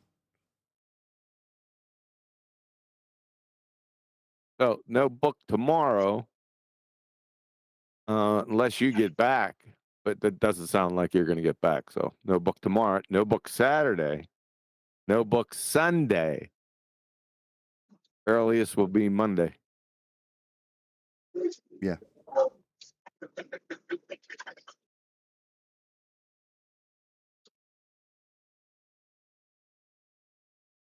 So what should I call this stream? Dumb and Dumber? Yeah, that would work. Don't be looking to end the show. Don't be looking to end the show. Okay, Neil, thanks. So why don't you give us a substance while we wait for Adam? Yeah, Neil, what you got? Make it good. Unless we're doing a book, of course. That's what we're waiting for. We're just waiting for Adam, really. Well, that and I'm making a thumbnail. What was that show? 2183? Yes.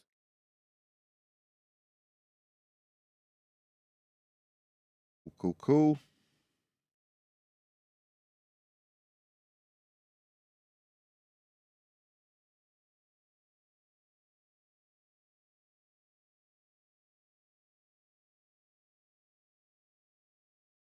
So nothing else going on. The fraudulent Duffy hasn't got in touch with you yet, personally.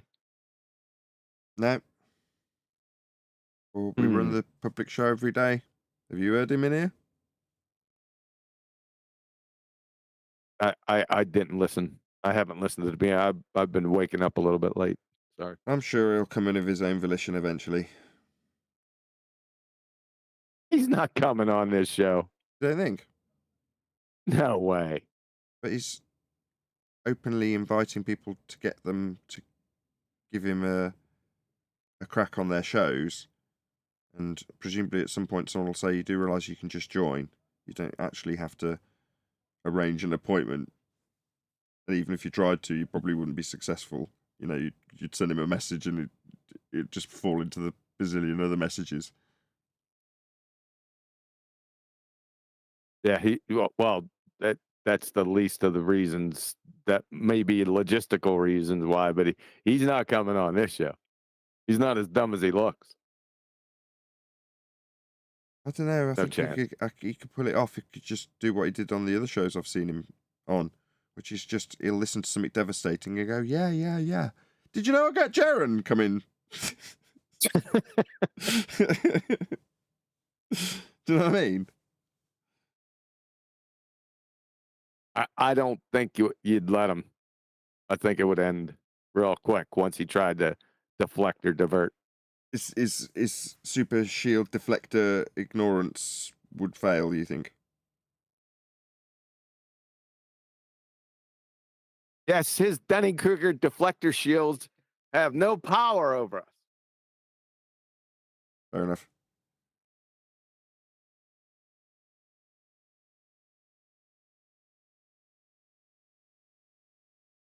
If I happen to be here, oh boy. Although we got his confession of it being the final expedition, indicting himself quite severely as a result of him being relatively responsive to Witsit. So maybe you're right. I think given that he can't get away with that act beyond the Tartarians, perhaps, you know, that's where he tried that trick, if you remember. Well, he's already been demonstrated a fraud, so it's over. Yeah. Can't recover.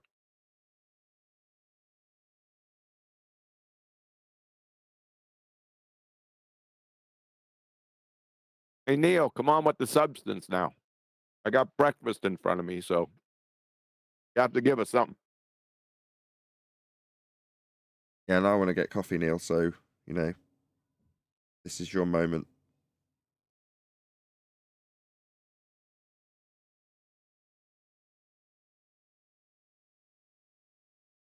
Well, it's a good job we've got Neil here. What would we do without him?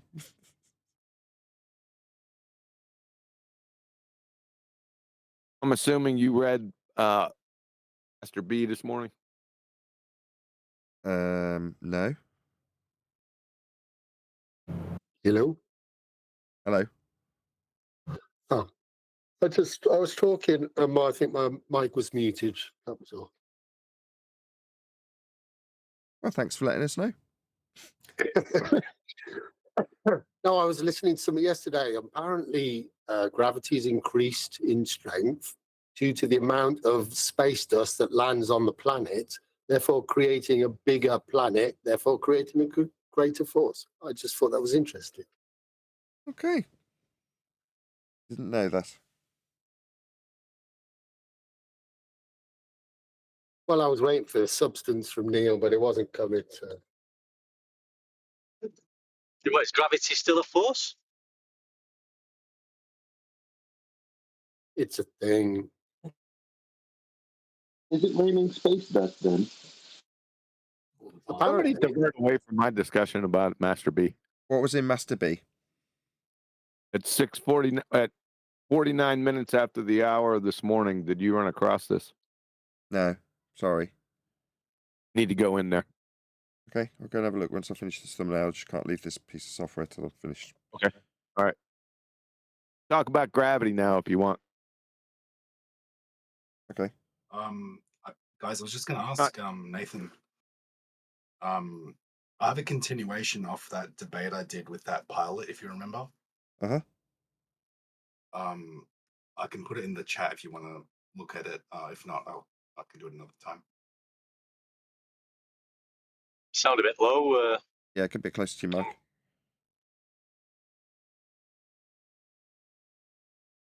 But what about Can you it? hear me now? I was just going to say, if you wanted to look at it, I can put it in the main chat. If not, I'll do it another time. Maybe, but just not this second because I'm doing two things. Yeah, no problem. Was there something you wanted to say about it though? Oh, it's just basically really at the end, because what happens is after the debate with him, he leaves and then he comes back up because, we were talking about the debate, and then I basically really flat smack him on the attitude indicator. Okay. Yeah, I'll have a look. Someone can stick it in Master B. All right, I'll put it in the main chat. Okay. Well, there is no debate to be had regarding the shape of the Earth. We all know that now. Yeah, planes fly straight, but also curve. Trust the science. Need to get you in measured flat. We need to get you in Master B, Angels, so you can share this stuff without having to go through a moderator. Sorry, where do you want me to put it? No, I'm saying I'm saying we need to get you into Skype on the group called Master B, so that you can directly share things like this without having the faff of putting it in the chat and then getting a mod to share it with me in Skype. So we'll arrange that at some point. Said noted.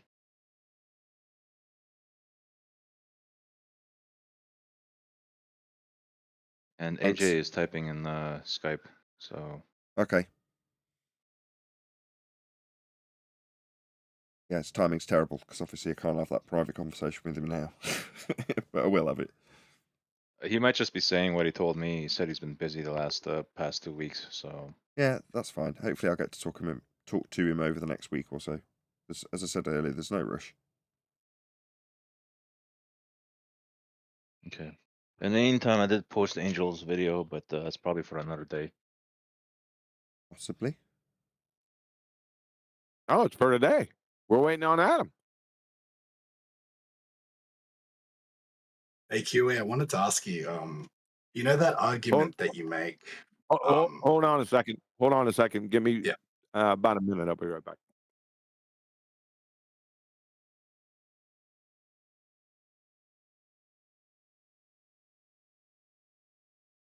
Well, thanks, QE. I'm glad you did that.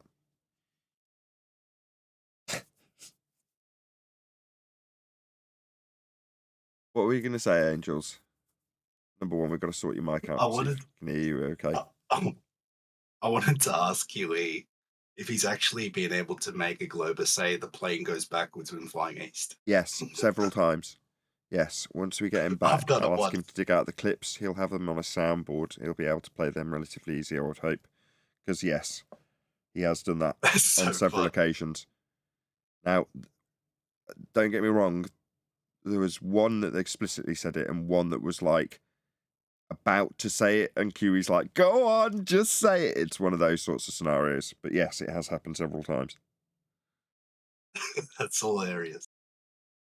All right, go ahead. I'm back. We got the clips of the guy saying the plane goes backwards, and you go, "Go on, say it, say it." Have you got that clip?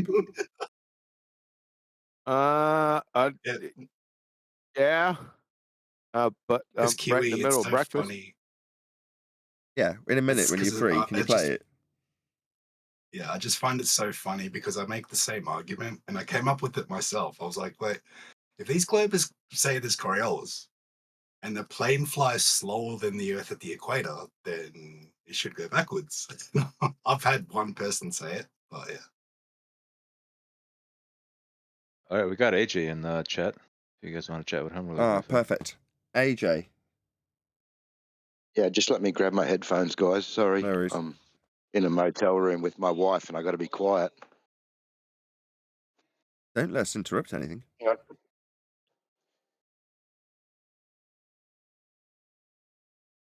Wow, chicka, wow, wow.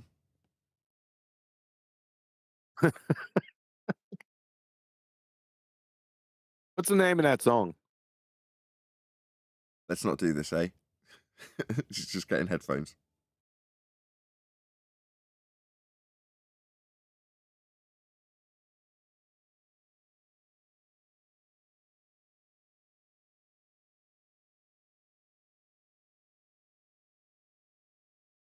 Hear me? You there? Yep. Cool. Perfect. Would it be possible on a Friday, instead of doing what we're doing now, which is like 3 hours in the politics flat earth bit, to do an hour, basically the time my live stream lasts, but on the section that you had the first time I got there, which is to say that there's the room full of people and then there's a separate room that you can bring people in to have that debate. Yeah, we can do that. We can set up a staged event. That's no problems. Is that what it's called? Staged event. Perfect. So rather than 3 hours turning into 4 hours, better that it's maybe I arrive there 10, 15, 20, whatever minutes before the hour. And then on the hour, it's the staged event for an hour. And then afterwards, yeah, I might stay around to thank everyone for their hard work and stuff. But then it's definitely not longer than 2 hours tops, including me hanging around beforehand, the hour event, and then a few minutes afterwards. But then it's less work for you, and I feel that if that was as such, it would just be more productive for less work. Yeah, no, that's fine. You can try that if you like. The work doesn't bother me, just so you know. I enjoy listening to you guys. No But it problems means- there. But if you want to try that and see if it works, Good, we'll continue. Good, we'll that's continue fine. for 3 hours then. Hold on. Yeah, but it means you being in the staged event room, though, right? Oh, yes, I can be in the staged event room if you like. I can be there with one of the other moderators and pull people up onto stage. So they would have to put their hand up to ask a question. We would then pull them up onto the stage, and then obviously we've got to be ready to mute them or boot them. We've had some weird things go on those stage events with cameras and things that pop up when people want to try and get you shut down. So we've got to have someone there to sort of moderate that side of it. Gotcha. Perfect. That sounds exactly like you know what I want, and you know how to do it. Awesome. But like I say, for a shorter period of time, because I do feel we can achieve a lot more in an hour than 4 hours of just that's fine. Bit of chaos. Yep. No, understand. That's fine. That's easy for me. Also, one last thing before QE rumpuses. Tomorrow I've got an event on, so I won't be there tomorrow. Just so you know. Yep, I'll let everyone know. Too easy. Yeah, I haven't been there myself for the last 2 weeks. I've been driving across Australia and I've had no reception most of the time. Been out in the bush. Maybe that's why there was a bit of chaos. But it's only taken a couple of weeks for me to go, things have got to change because you're not there. That's what it is. Yeah, no, I haven't been there for 2 weeks and I'm out this week as well. I've driven about 5,000 Ks this week and the last 2 weeks, and I've been living on a sand island over here called Fraser Island or Karagi. While we're driving over there for the last week. So no phone reception over there. Funny, Nathan didn't even notice that you weren't in there. Oh, I did. No. No, I did.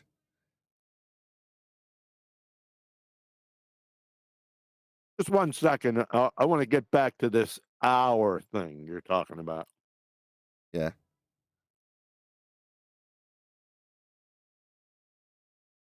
Yeah, I want to limit it to the hour of the live show for an actual staged or whatever it's called event in politics. And then, like I say, we Well, might what hang about around the a little bit afterwards, but there's no obligation on. Oh my god. Well, you did shut up. You All right. went completely silent, left dead air. I start talking, and now, oh, my bad. I'm sorry I interrupted the dead air I just filled. Wasn't dead air, you monkey. Now, let's get back to the point. So you just want to do 1 hour. You want to relieve a non-problem from AJ, right? Is that what I'm hearing? No, I'm saying that we can get more done in an hour if it's nice and focused. Look, just give me 30 seconds to think of some positive spin I can shut you up with. Hold on. All right. This is better for everyone. You don't understand. Oh no, I'm just being a baller. Just give me another minute. That's all you got? Give me another minute. No, I do want to cut the time down, and I'm spinning it that it's beneficial to the mods, but it is just because I want it to be hyper-focused, and I think having it staged will be better over an hour, and I don't want to do 4 hours. That's basically why. If you want to pin it on me, you can. Well, so the choices are not 1 hour or 4 hours. So that you're going to the extremes here. Yeah, you're thinking that it'll be hyper focused, but that limits the amount of people that are going to be able to join the show. You follow? Well, they better keep their questions concise then, haven't they? No, it limits the people and the timing of when people can arrive or not arrive. You have a bigger swath with a larger time. Well, excuse me. Trying to eat breakfast and talk to you. I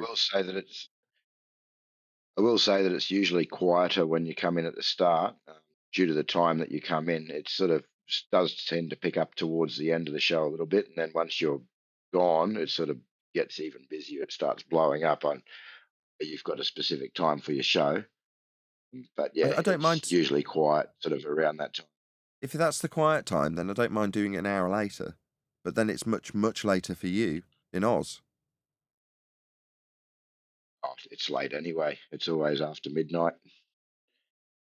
Yeah. No, we can do that an hour later if you want to try that. Or an hour earlier, because in past, you've said the Aussies are there at about 11 o'clock, right? That's when they're all shit-faced and doing their normal things, right?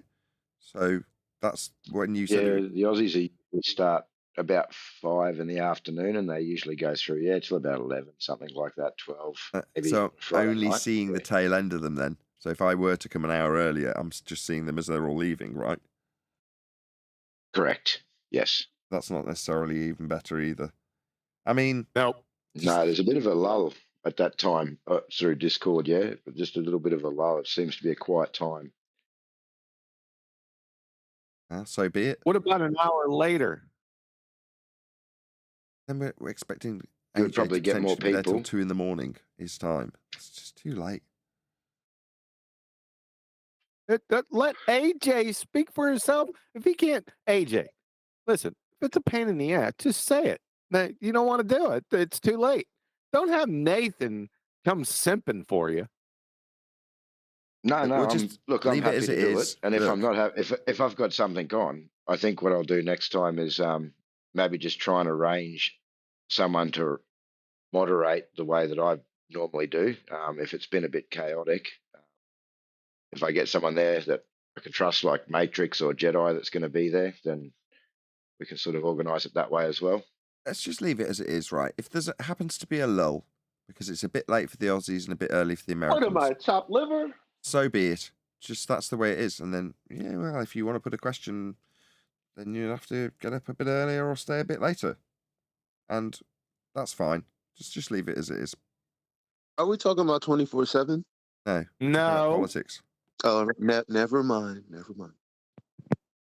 You weren't there, man. So, if we solved anything here, why can't you what about the after show? That'll still happen. It's not like we won't end up with a situation where we might have 4 or more hours. But I'll go in 10 or 15, maybe 20 minutes before the live show would normally start. We'll do an hour of stage event, and then that will end, and it potentially drops back to the full room with a bit of audio chaos. And typically Al might be rounding out an argument that just took place or continuing it with a bit of rumpusing while I try and thank the mods for doing a great job. That might take 20 minutes. Then we'll move back into the Flat Earth debate server and ponder what's just happened. How about an hour for the live show in politics and then an hour for the after show and then leave? Maybe that's how it'll work out. Yeah, potentially. But what I'm saying is the only bit that needs set moderation is just the bit that goes out live. Well, why change anything? Just keep that exactly as it is. If there happens to be a lull and it's the G Plus panel talking amongst ourselves, and then somebody puts their hand up and we only get a couple of questions because there's a lull, it's like anything. You build up a time slot and people go, oh no, I am going to actually stay up late. I do want to tell Nathan he's an idiot, so I must stay up late that Friday night.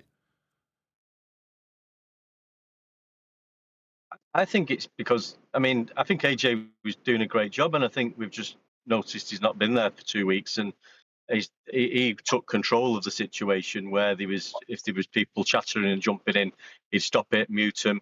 If there was any questions, he was moderating it really well, and I think that's just been noticed. That's what I think. It sounds like somebody didn't recognize it that he wasn't there.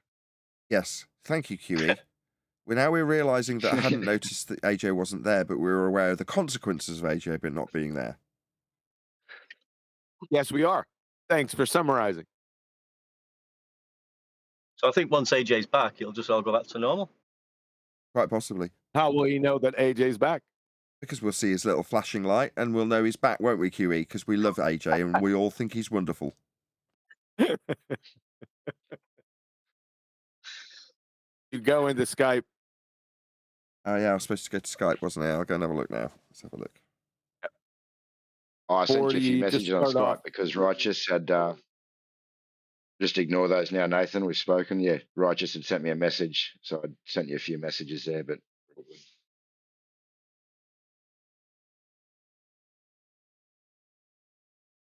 Oh, crap. Yes. Oh, how sad. Yep.